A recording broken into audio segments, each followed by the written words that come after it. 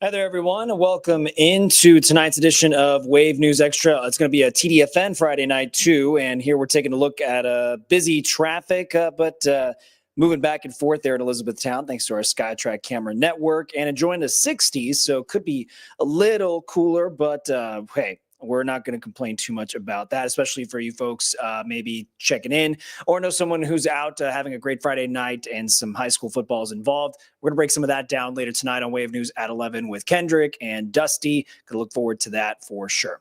Thanks for joining us, by the way, here inside the Wave Now studio. I'm Jose Sosaya, and always appreciate you connecting, spending some time with us, whether that's through the Wave Now app on your smart TVs or our social media audience connecting with us on Facebook, Twitch, YouTube, and X. Always great avenues as we break down some of the day's bigger stories that our reporting team has stayed on top of, other stories that are of interest here in the Louisville Metro, across more, central Kentucky and beyond that into southern Indiana. And of course, the big stories to talk about a lot that's going on, around and being discussed online and on social media for sure. So why don't we begin with an update actually to what was, when it was breaking news this week, another pretty startling homicide investigation. And we've since learned the name of the person who was killed, who was shot in a Jeffersontown apartment complex. So the county coroner confirming it was 34-year-old Reese Clayton, who was killed by multiple gunshots. LMPD was called to go to the Arbor Point Apartments around noon just yesterday. Officers found a door was open to an apartment. When they got there, Clayton was found dead. His body was in a chair. Investigators believe Clayton and the shooter, who they're still looking for, knew each other, and LMPD has yet to make any new arrests in this case. Now, this story came into us from our reporting team just this afternoon because we learned a New Albany man is in jail. Neighbors told police he was peeping on them, recording them as they were showering in their second-story bathrooms. The suspect, Nick Pledger, charged with voyeurism, and authorities say it's not the first time he's apparently faced these kinds of charges.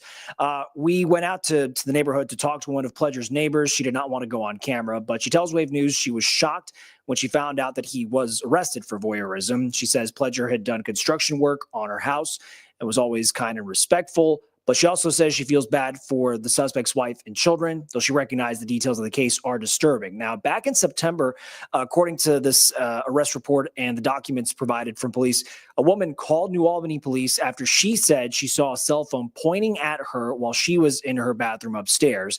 According to police, a neighbor told the woman she saw a man in dark clothes running away with a ladder. Police say other neighbors came forward saying they had seen a suspect too carrying a ladder around in the morning time.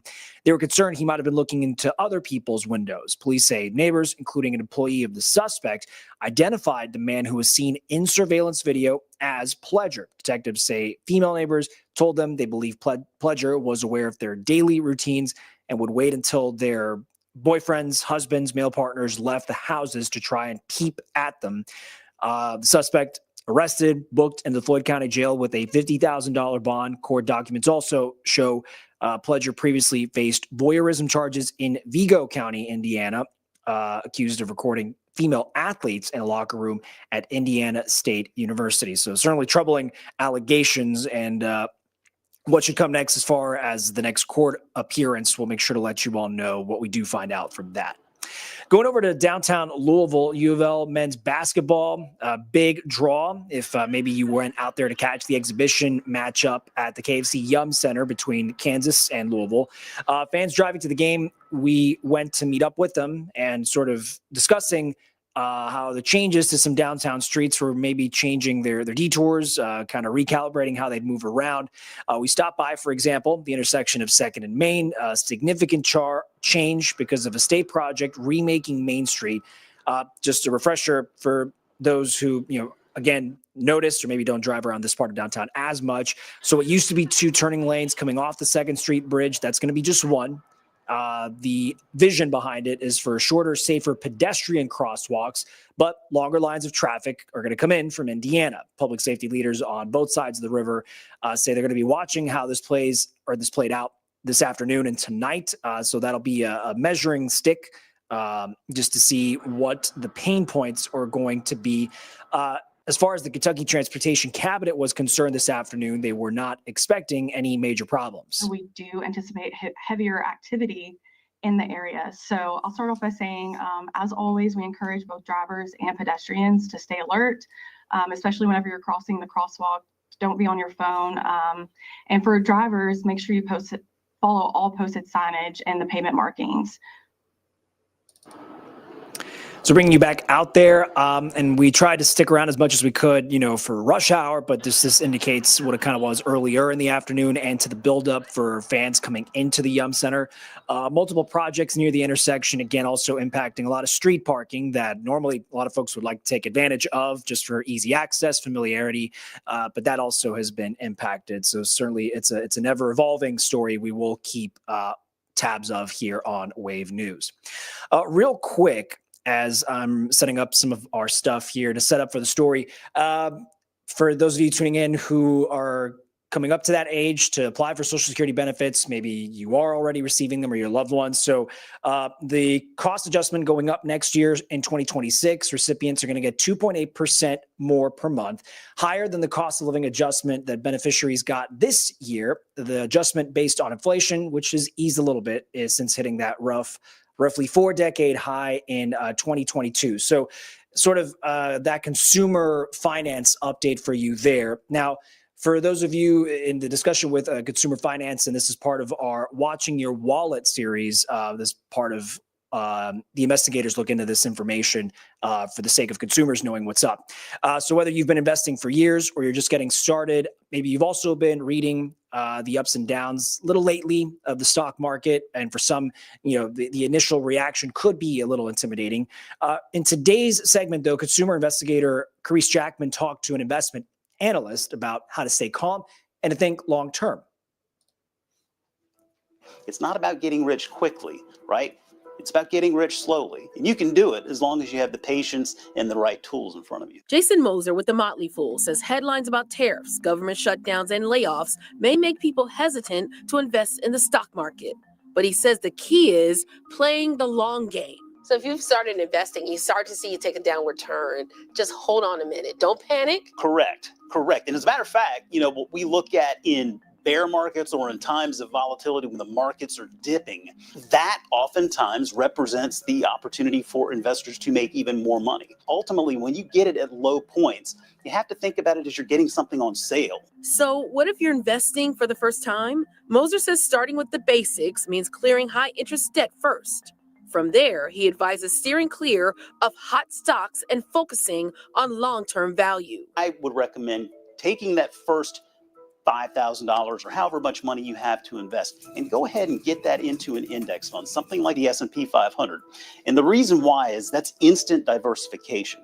And you're getting a proven asset that will grow over time. Moser says it's important to know your risk tolerance, define your goals, and keep a long view. Don't let the volatility scare you out of the market. If you're a young investor, 25, just getting into the job market, you've got 40 years ahead of you. You need to let that time be your biggest advantage. With this Watching Your Wallet, I'm Carice Jackman.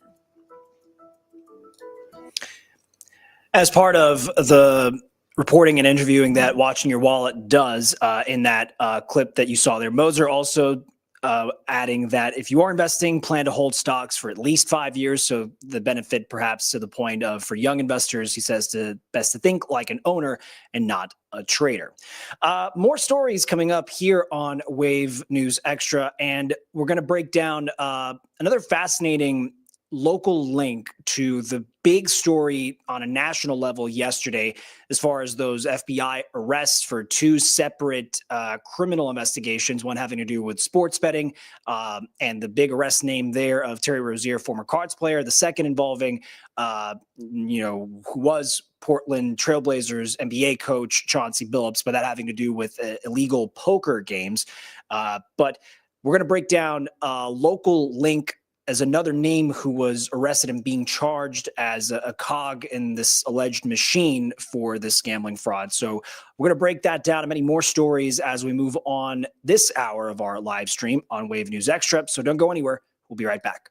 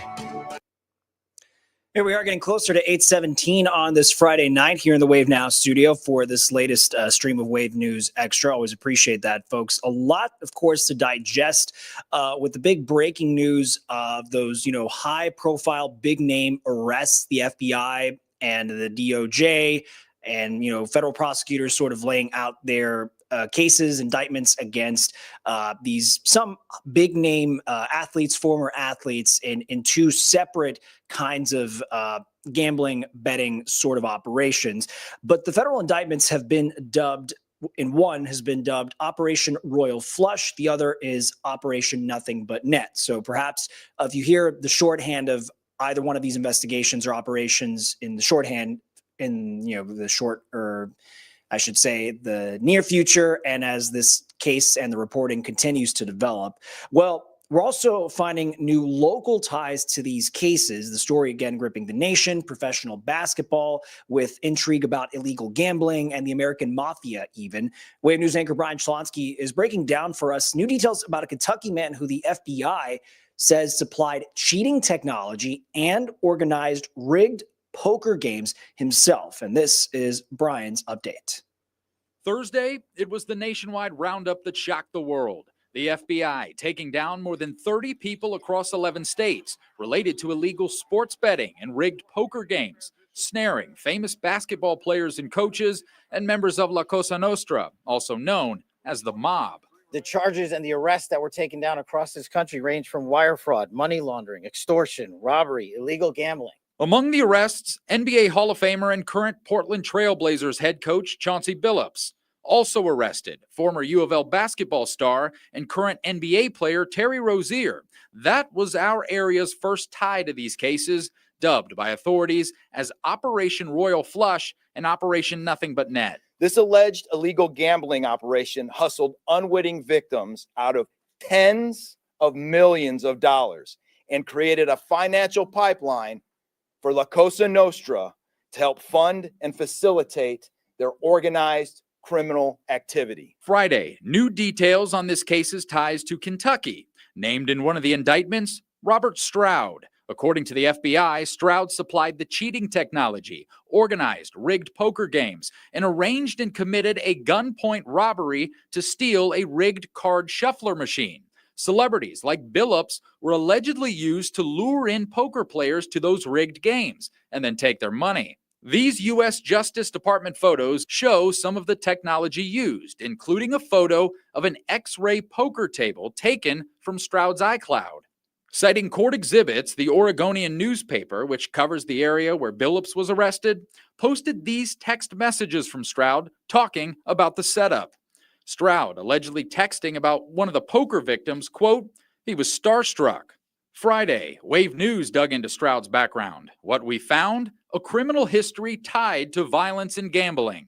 In March of 1994, police say Stroud was playing cards and gambling at a home in Louisville and shot a man through the door, killing him.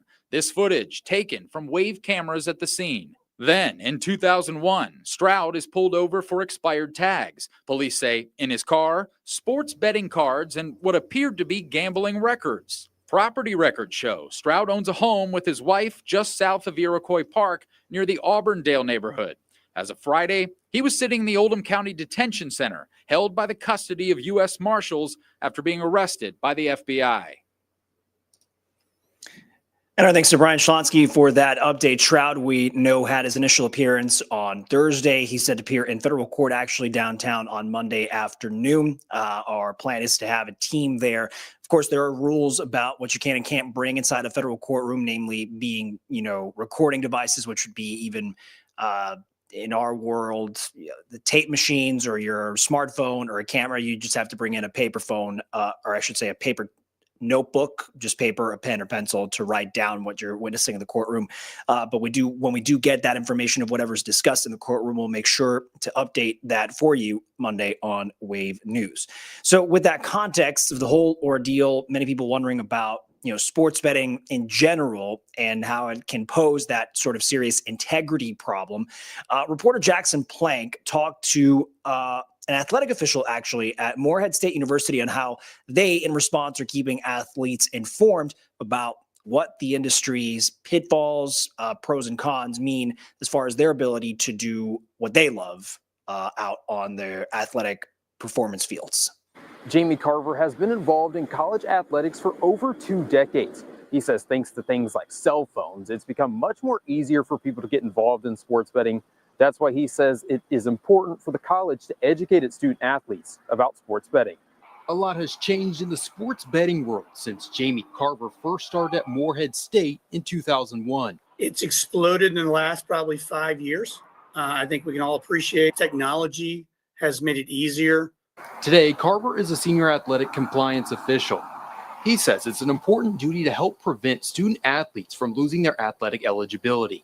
Any sport, whether that's a professional, minor, whatever that might be, we're not allowed to bet on any sport that the NCAA has a championship in. Carver mentions the university keeps students in compliance by holding in-person meetings, using a specialized online education platform, and using NCAA resources to keep students informed. However, Carver does say it is challenging due to how connected athletes are with technology. I think that's the growing pains of, I think, at any collegiate level right now. It's how do you regulate it? How do you make sure that you're educating your athletes the best you can? This week, the NCAA approved a rule changing, allowing college athletes to bet on professional sports. The new rule goes into effect November 1st. Reporting in Morehead, Jackson Plank, WKYT. And as for Jackson Plank's report there's a former UK football player, just for reference, was also charged in the investigation. Deniro Laster played 5 games for the Wildcats back in 2016. There's a federal indictment saying that Terry Rozier told Laster he'd leave a game in 2023 early. Laster is accused of selling that information, bringing those winnings from the scheme to Rozier in Charlotte, where he was playing for the Hornets at the time. And he was charged with conspiracy to commit wire fraud and conspiracy to commit money laundering. So a lot of different layers and extensions to how this very complicated operation, as the FBI and prosecutors have laid out, it will continue to unspool as these cases and the evidence is brought before court. An update to some more stories we've been following today. Louisville man is facing multiple charges after police say he was trafficking children and drugs across county lines. Gerald Jerry Hodges faces charges of human trafficking of a victim under 18, rape, sodomy, and trafficking marijuana. The charges stem from a case out of Bullitt County. The Bullitt County Sheriff's Office is still actually looking for additional victims. If you or someone you know is a victim, deputies are asking you give them a call so you can reach out to detectives in that regard. Now, officials in Tennessee have released some new details as they investigate the deadly explosion. If you remember just the startling images of what happened at this manufacturing plant 2 weeks ago today, investigators found there was about 24 to 28,000 pounds of high explosives that went off on October 10th. They've determined where the blast happened, where it started, but they're still trying to figure out what set it off. And police have identified 14 of 16 workers who were killed. They're hoping further testing will help them find the final 2 victims. It really saddens me that we still have 2 souls that we have not been able to locate at this point. I've talked with both of those families last night and this morning.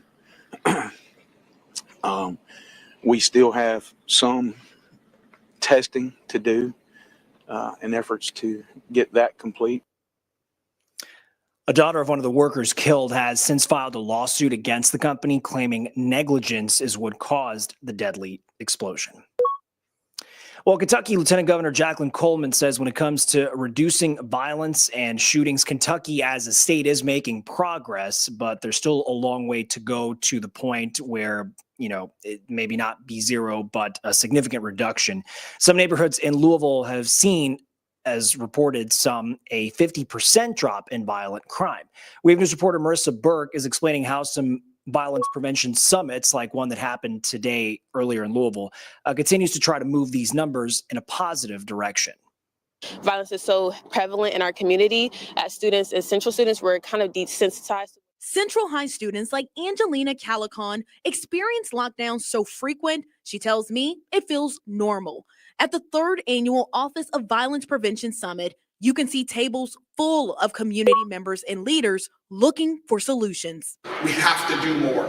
We have to move faster. We cannot let a single day go to waste. This year's theme is shaping a safer tomorrow for Louisville. Calicon feels like youth in the community should have their voices heard too. A lot of kids feel as if they're placed into this violent box. And so what they're going to do is perpetuate the instance that you kind of put them in that sense. So if you treat them like criminals coming into it, that's what you're going to get coming out, basically. At previous events, people gained a better understanding about the landscape of violence across the city. And now the Office of Violence Prevention is focused on the tools to tackle the issue. 4 neighborhoods have been selected for violence intervention: Taylorberry, Russell, Newburgh, and Algonquin. Collectively, they make up about 2 square miles, so they make up less than 0.5% of the city. But in the last 5 years, they accounted for about 10% of more than 10% of the shootings. Based on data collected by the Office of Violence Prevention from January 1st to June 30th, homicides and non-fatal shootings in those 4 neighborhoods dropped by 64%. The Office of Violence Prevention implements many parts of the Safe Louisville Plan. It's Mayor Greenberg's comprehensive public safety plan, which seeks to reduce shootings and homicides at least 15% each year through 2030. Calicon believes providing better opportunities for young people her age can help achieve that goal. Peer group needs its structure, and when they don't have structure, they tend to act out. And so it's just like we have to, give them those opportunities to think ahead of what they want to do with their life. Marissa Burke, Wave News.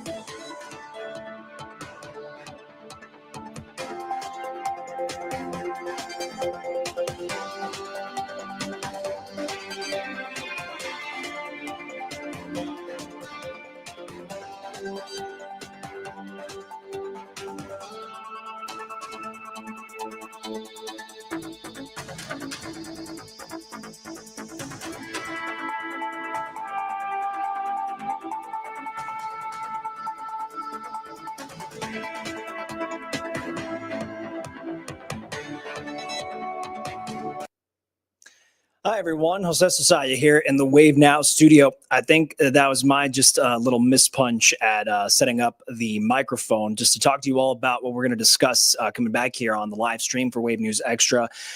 Just pointing out this, the video of the incredible jewelry heist out in Paris at the Louvre Museum, and us, across Kentucky now discovering there's a lot of connections and people who call this home, but happen to be in, the very much coincidentally the right place, the right time to witness this incredible heist going down. So today, Wave News reporter Julie Richardson actually spent some time meeting a couple from Louisville who was inside the Louvre as this all went down. I want to show you that image. Sherry Moak is who we spent some time with. She and her husband Jim say they've been to Paris and to the Louvre several times, but this time they scheduled a private tour. Because of the heist, though, they weren't able to get inside at all. Sherry says the tour was supposed to start around 9 a.m. The group met at a different entrance than the one that was open to the public. Now, Moak adds some more details that the tour guide didn't know why the gate was closed. The group ended up waiting about an hour and a half, waiting for some information about what was going on. In the time they were waiting, they started seeing reports on social media that items had been stolen from the museum. And after a while, everyone was told they had to leave and go home. They opened those giant gates and someone yelled to evacuate, and so people started coming out of the museum, the guests that had been in, and so we all just spilled out and went back outside, and by then there's the police cars and the noise and all the excitement and just tons of people milling about. The news reports are that the thieves made off with 8 pieces of jewelry worth about 88 million euro or about 103 million bucks. Those news reports, at least the latest available information, also reporting police had access to video from thousands of cameras, but the cameras did not detect the thieves themselves before the robbery started. So again, whatever layers to this story there are and whatever comes of any investigation, breakthroughs, we'll make sure to share those with you here on in the Wave Now studio as well. Coming back to our neck of the woods in the metro, JCPS did decide leading up to tonight to move some multiple football games because this was the video, one angle of what happened at last week's bleacher rail collapse at Wagner High School. You could see multiple angles. This was caught on camera after St. X won a soccer game, several players running to the bleachers to celebrate, but then the railing gave way. 6 people had to go to the hospital for treatment. The bleachers were brand new, just installed this summer. Well, now JCPS says it wants to inspect all of their new bleachers before using those stadiums specifically for games.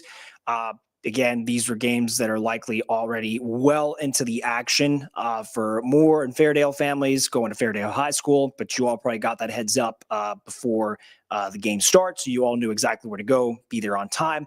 The same applies for Wagner and Breckenridge County. They're playing at Seneca High School. PRP and St. X are playing at St. X. JCPS, the district, telling us this move was necessary until they get the final engineering report and until there's a structural engineer who themselves can go inspect all of the newly installed bleachers. Well, a day after the Kentucky Supreme Court overturned a man's conviction because authorities back when this all went down say he shot and killed a 3-year-old girl and her father inside their Louisville home, the Jefferson County attorney and the Kentucky Attorney General, so both top prosecutors here, are now responding. Brandon Waddles and his daughter Trinity Randolph died back in 2020. The Kentucky Supreme Court ordered a new trial for Kevon Lawless after he was found guilty in 2022. Now, Lawless's attorneys asked for a mistrial after the jury learned from media reports a witness was arrested for perjury. Then a juror was replaced after telling the judge they couldn't be impartial anymore, but there's no mistrial declared. The Supreme Court says the trial court made an error by denying Lawless's motion, so the case is now being sent down to Jefferson County Court. Attorney General Russell Coleman released a statement today as a response saying that Trinity's death in particular was personal for him. This is a quote in part saying, "I stood with her mother at her Disney Frozen coffin, and I'll never forget the princess shoes she wore." It goes on to say, quote, "It's heartbreaking that her family and this community are forced to relive that awful day and the painful trial."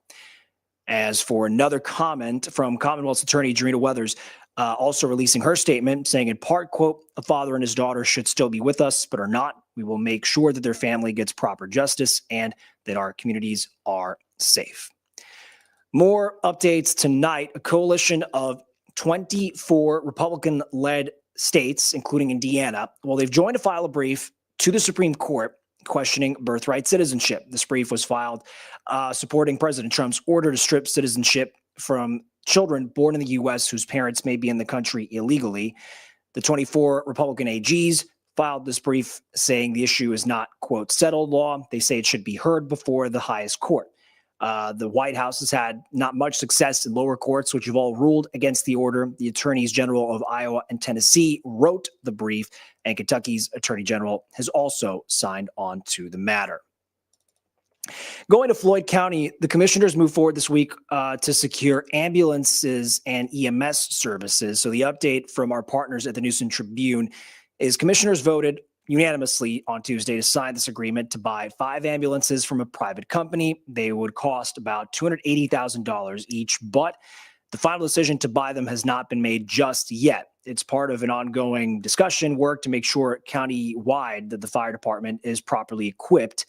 The plan to buy the ambulances is being actually voted on next Tuesday for the final approval to purchase. That meeting slated for 4 p.m. at Pineview Government Center is also going to include a public hearing and a council vote to amend and establish a county vehicle wheel tax. So something for citizens to go join in that public discussion. Well, last summer, we told you also about plans for 140 West. If that rings a bell, it's a new 27-story tower that was planned for downtown Louisville. It would be the first new addition to the skyline since the Omni Hotel was open back in 2018. So it's been some time, around 7 years. Well, today, developers confirmed they're going to start demolition at this supposed site next month. Wave News anchor Rob Wells is breaking down the project with the $175 million price tag supporters say is just the start of their vision. As head of the Louisville Downtown Partnership, Executive Director Rebecca Fleischaker says the sky's the limit when it comes to growth. We've got a record amount of investment going on in downtown and announced or underway, $2.3 billion. And that's a significant number. It just shows a great deal of confidence and faith in downtown as a location. She says one of those projects, 140 West, a proposed 27-story skyscraper, will include a hotel offering more than 300 rooms, along with restaurants, bars, and a swimming pool. I'm really heartened that this project's moving forward. I know it got through one regulatory approval and it will continue on its way, but we're hoping to see some more projects also. Plans for 140 West were announced in July 2024. Now we've learned it'll include a green space near the building site at Market and 2nd Streets. But what the approval that they just received from the Downtown Development Review Overlay was for some green space and for it to be an enjoyable area for the public before they start construction. She adds, with the growth in Louisville, along with attracting more visitors and people starting up businesses, it's prime time for this kind of project to happen. And it's an exciting project. I know it's not supposed to break ground until next year, but we need more hotels in our downtown, and this is really exciting. Just its proximity to the convention center, but also to all the wonderful tourism and bourbonism activities that we have going on. Rob Wells, Wave News. Now, 140 West is backed by a New York-based developer. The company's name is Zio. I'm not sure how that's pronounced, but they already have properties owned in Nulu. No word also yet on what the hotel may call 140 West, its new home, as far as which brand will be partnered through that. We'll certainly let you all know whenever we do confirm those details. Coming up after this next break, and we're going to sort of wind down tonight's live stream on Wave News Extra for you folks. You're probably going to be focusing on a lot of the game action for your respective high school team and just rooting them on. Just wanted to share a little bit of that preview coming into tonight's TDFN featured game of the week from our Dusty Baker. Sort of the mentality, the focuses for both teams we've got that are previewed there, which is the game Mail and Bullitt East. So we're going to break down a little bit of that pre-game mindset from the coaches coming in. And of course, when you stick around and come in to join us tonight on Wave News at 11. Going to break down the highlights and the final scores. But we're going to take a quick break to get that TDFN action for you coming up here on Wave News Extra.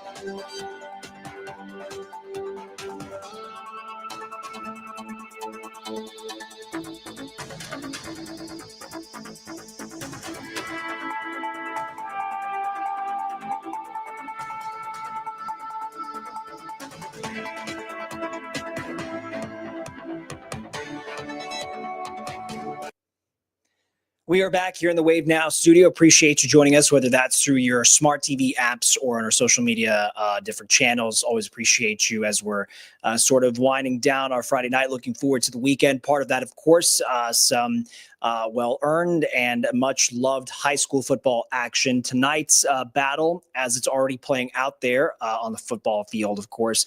It was coming into it a battle of 5-3 teams going head-to-head for the Game of the Week preview. Male and Bullitt East being played at Bullitt, or this is a Bullitt East on the road taking on the Male Bulldogs. So a little bit of some preview from our sports team coming into this. The season couldn't have started much worse for the Chargers on one hand, opening 0-2 to Boyle County to kick off the season.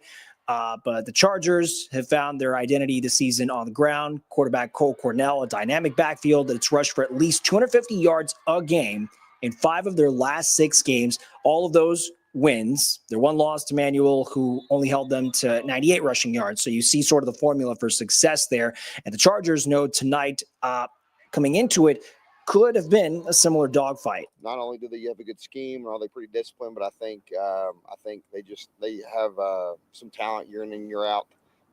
They have some good size up front every year that you have to figure out how to deal with, as well as some speed. Coach Wolf does a great job.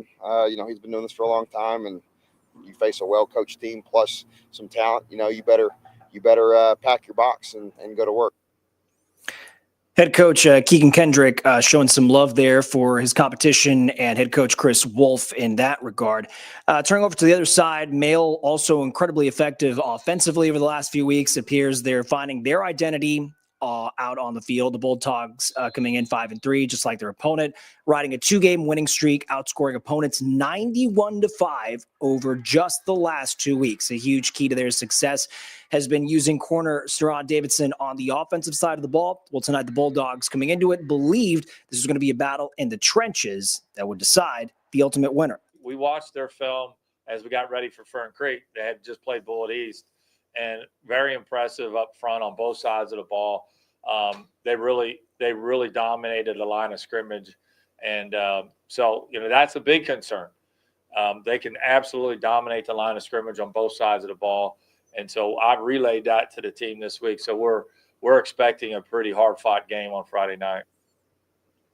There you heard it from both head coaches. And of course, we've got the whole TDFN reporting team of photographers, photojournalists out there getting those game highlights. Really looking forward to sharing that with you coming up tonight around 11:15, 11:16 to break down the big games of the week. We're going to switch partial gears now from high school baseball or high school football. I gave away the lead there. High school football to professional baseball. The World Series started at 8 o'clock tonight. Maybe you're also tuning into that intermittently. While we here in Wave Country are nowhere near where LA is for the Dodgers to support it, we're also, south of the U.S.-Canada border for Blue Jays to root that on. There is still an Indiana connection out on one of those dugouts. Reporter Max Parker sits down with one man who's been waiting for this day, major league legend, if you will. He's been waiting for this particular day to start in a World Series and be there for a World Series for quite some time. Donnie Baseball. Hey, did he get all of it? You've got to have quite the career to earn a nickname like that. Holy cow, Mattingly is unbelievable. Well, how about 6 All-Star appearances, 9 Gold Gloves, 3 Silver Sluggers, Donnie Baseball drops ahead of the bat, and of course, this. Evansville sports hero Don Mattingly named today as the most valuable player of the American League. But the honors didn't stop with his playing days. He'd have his number retired by the New York Yankees, become the NL Manager of the Year in 2020, and you can tack on a street named after him back in his hometown. But there's always been something missing. Even after winning the MVP award in '85, he couldn't help but mention it. Would you trade this for anything? Oh, yeah, only one thing. I would say maybe another one of these little guys or a World Series ring. Now, for the first time in his career, Mattingly will have his shot as bench coach with the Toronto Blue Jays. To finally get to a World Series just feels great. Obviously, maybe a relief. I don't know what it is, but it's a great feeling to get there. Standing in the way of that ring, though, is a Goliath, the LA Dodgers. The Blue Jays have their work cut out for them. It's going to really be more about who is able to get guys on base, get big hits, execute pitches, make plays. That's who's going to win this series. Making plays. Well, Mattingly knows a thing or two about that. He is, after all, the hitman. slaps one into left field, down into that corner. It's fair. The Yankees will score. After over 4 decades in the game, it's not just Mattingly feeling the joy. His hometown is right there with him. And I think as each round we've progressed further, I get more text messages. So it gets bigger. It gets bigger and bigger each round we win. And while fans back here in Evansville take in the Fall Classic, maybe even while enjoying a slice of the Hitman pizza in town, Mattingly is where he's always wanted to be. These guys are fun. You trust them. They show up and they play. It feels a lot like Sandlot. Like these dudes are just having fun and playing. Certainly a moment the Hall of Famer there had been yearning for quite some time. Quick score update for any of those following along who are also baseball fans. Dodgers up 1-0, top of the second. 1 out, batter up is Paez with 2 strikes. But certainly a lot of baseball still left tonight. I can think of one person here in the Wave newsroom who's going to be glued as much as he can to a second screen or at least a buzzer whenever the Dodgers do score a run. One more story for you tonight, and it's part of our push throughout the day here hosting the Norton Children's Hospital Sell-a-thon. So a great fundraising organization and support. It's a chance, actually, as part of the ability to give back through a raffle, a chance to win a new home through the raffle ticket, giving countless kids more chances to get the care that they need. So that window's open for people who wanted to join in with a raffle ticket to support Norton Children's Hospital. Wave Sunrise anchor Shannon Cogan is sharing the story of one family who found themselves in the right place at the right time to get the care that their little girl desperately needed. 2-year-old Lily Newcomb loves her stuffed dog Duncan, just like the real one she spent time with at Norton Children's Hospital after she had open heart surgery in January of this year. Just an amazing journey, and she's handled it so well. Lily was 16 months old when her pediatrician noticed a heart murmur and sent her to a cardiologist. Found out, I guess, 2 months after that appointment-ish that Lily had a hole in her heart that she was born with, and we didn't know until 18 months old, really, that she had this condition. She just acted so normal that entire year and a half before we heard anything about it. She would be really tired in the evenings, and it was like, well, that was probably the sign that we had missed. I mean, a lot of times we catch these in teenagers. So, I mean, it is something that if it's as big as Lily's, obviously it needed to be closed. That meant she needed open heart surgery. It took just 30 minutes, but it was so hard for Lauren and Paul to see their only child after the surgery. They tried to remember what the nurses and doctors told them. It's going to be a lot harder on you than it is on her because she's never going to remember this part of her life. Just a few days after surgery, Lily was walking around. All she wanted to do was go to the playroom, and there was a little mini shopping cart. And so she was grabbing the cart and putting stuff in it, walking around. Now her heart is fixed. She only needs to see her cardiologist every 6 months to a year. It's great.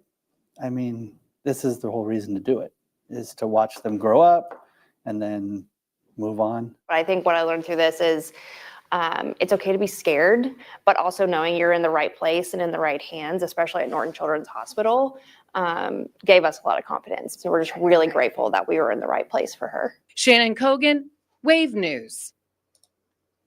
You can read much more about the ways to give through the Cell-a-thon, and for Norton Children's Hospital, it is part of our interview that Shannon has in her piece on wave3.com. And a reminder, all the big stories of the day always updated. The big breaking stories there on the home page. You can check on the different tabs for different categories and scroll down. Everything is updated in real time thanks to our digital team. As soon as we get all the information to share that and publish it, and do it not just through the website, but also send that so you can access it on your phone through the free Wave News app, the free Wave Weather app, and beyond that, of course, connecting like you are right now, perhaps on the Wave Now app from your smart TVs or online. All right, looking at the clock, we're winding things down, coming up on 8:53. And hope you join us tonight on Wave News at 11. We're going to have more reporting from our Nightside team, as we call them here in the office. So from our Julia Richardson, our Meredith Lee, going to break things down. Looking forward to a lot of more football this weekend with the storm tracking team. Going to check in with Chief Meteorologist Kevin Harned. And looking forward to also seeing the sports guys breaking down that TDFN Touchdown Friday night action. So we always appreciate your time, folks. I'm Moses Osaya here in the Wave Now studio. Make sure to join us tonight at 11. And until then, we'll see you for the next Wave News Extra next week.